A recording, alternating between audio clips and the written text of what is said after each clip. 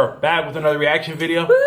In today's video, we're doing part 2 of the Michael Jackson and Oprah Winfrey video. Y'all kept asking, we got you guys, so let's get it. Before we get in this video, make sure you smash the like button, comment down below, subscribe. If you're new, hit the notification bell so you know when we post. Yep, let's go. The things that LaToya has said about the family. Well, I haven't read LaToya's book. I just know I love my sister dearly. I love LaToya, and I always will. And I always see her as the happy, loving LaToya that I remember growing up with. So I couldn't completely answer on that.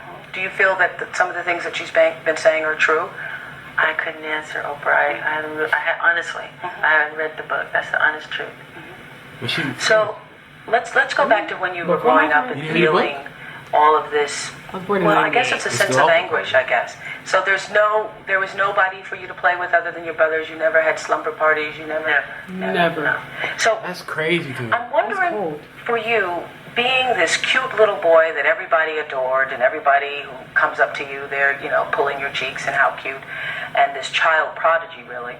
How adolescence affected you? Because I call adolescence going through that duck stage where everything's awkward, And I'm wondering if when you started to go through adolescence, having been this child superstar, was that a particularly difficult time for you? Very. Well, yeah, you're awkward. You go through your awkward phase in the spotlight, of course. Because I think every child star suffers through this period. Because you're not the cute and charming child that you were, and you start to grow. And they want to keep you young forever and little forever. Who's they? The public. And, nature takes its course. And it does. And I had pimples so badly, and it made me so shy. I used to not look at myself. I'd wash my face in the dark. I wouldn't want to look in the mirror. Really? My father teased me. And I just hated it. I cried every day because that's messed up. Your father would tease you about your Yes, he would tell me I'm ugly. Your father would say, yes, he would. Sorry, Joseph. He said, sorry, Joseph. What's your relationship like with him? Non-existent. I love my father, but I don't know him. Are you angry with him for doing that? I think that's pretty cruel, actually. That's cool. Am I angry with him? Because adolescence is hard enough without a parent telling you that you're ugly. It's very difficult. That's messed up, bro. Am I angry with him? Sometimes I do get angry, yes. I don't know him the way I'd like to know him. My mother's wonderful. To me, she's perfection. I just wish I could understand my father. And so let's talk about these teen years. What is that when you started to go inside yourself? Doesn't that cause trauma? Like low insecure stuff? That's Well, because obviously you haven't spoken. That explains why when he started getting the spots, he wanted to just put his whole body that color because he was insecure about his he thought they were imperfections, but yeah. To that makes sense. to the world for 14 years, I think, is your last televised interview. So you went inside. You became a recluse, and that was on purpose. Was it to protect yourself? I felt that there wasn't anything important for me to say. Those were very sad, sad years for me. And why so sad? Because on stage we see you performing, you're getting your Grammys. Why so sad? Oh, there's a lot of sadness about my past life and, adolescence and my father and all of those things. It just made me very, very, very sad. So he would tease you, make fun of you? Yes. Would he? Did he ever beat you? Yes, he did. Yes. You could tell he was hesitant. Difficult to take, getting beaten and going on stage and performing. Yes. And why would he beat you? Because he saw me. He wanted me to. I guess maybe I don't know if I was his golden child or whatever it was. Some may call it a strict disciplinarian, but he was very. And just a look would scare you, And were you scared of him? Very frightened. There's been times when he'd come to see me and I would get sick. Really, I'd start to regurgitate. As a child or as an adult? Both. I'll tell you something after. He's never heard me say this. I'm sorry. Please don't be mad at me. Well, I suppose that everybody has to take responsibility for what they've done. It's like a therapy. And your father is one of those people who also has to take responsibility. But I do love him. Yes, I understand. And I am forgiving.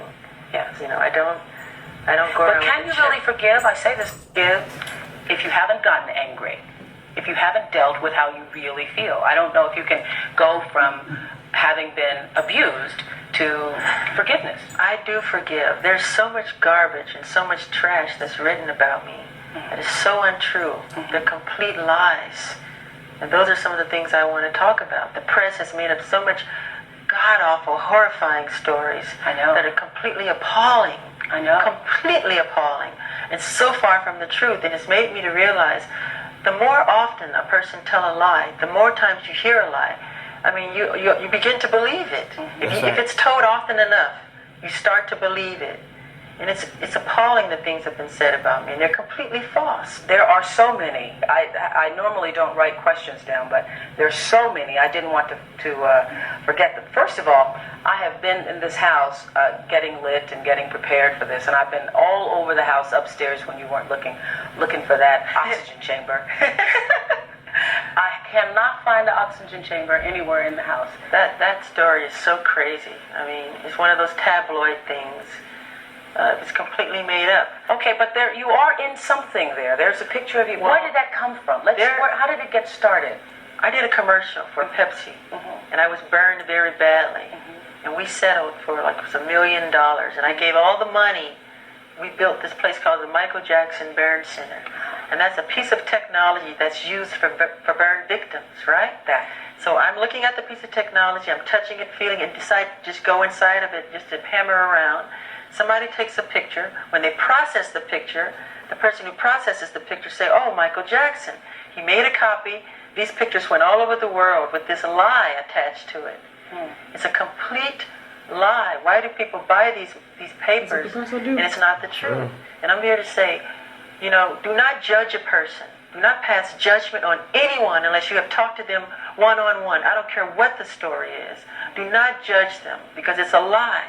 But that story, you're right, that story, it was like it had legs. It's crazy. It is. Why would I want to sleep in a chamber? Well, the rumor was that you were sleeping in the chamber because you didn't want to grow old, and that was stupid. That's stupid. It's completely made up. I'm embarrassed. Niggas really I'm willing to forgive friends. Niggas really forgive believe that? anybody. You know, I was taught to love and to forgive, which I do have in my heart.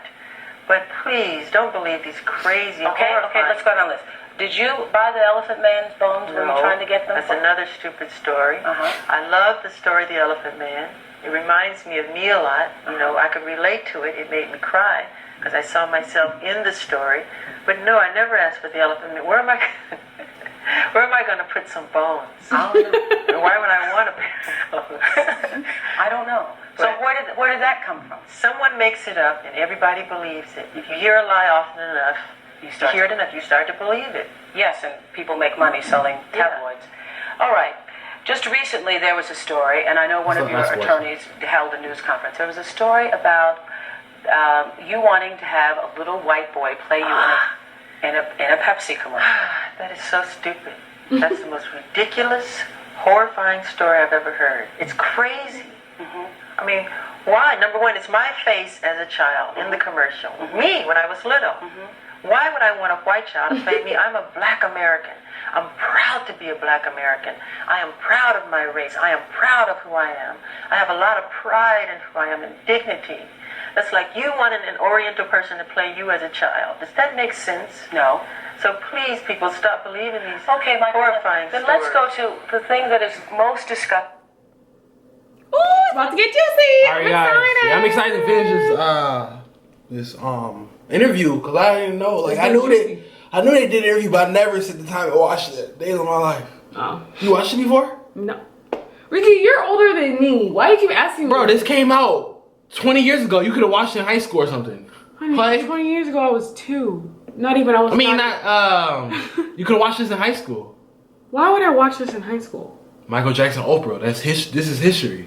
No, I never did, honey. Oh, okay. What's his? You didn't ask me. Bro, I was alive. Somebody in high school. 1993. I was born in 98. Yeah, somebody in high school that's younger than me could have watched that before me. Doesn't matter when. Yeah, you weren't even born then. I'm not, bro. You're not getting the concept. Obviously. This has been out since 28 years ago. Okay. 29 years ago. So somebody in high school right now could have watched this before me. Okay, you're right. But now this is getting interesting. I'm excited. It's really deep. I didn't know he's going this deep in it. Yeah, I know. I'm excited. It's getting juicy. Well, comment down below. You guys thoughts of part 2. We're about to get to part 3. We'll see y'all in the next video. Yep, and we're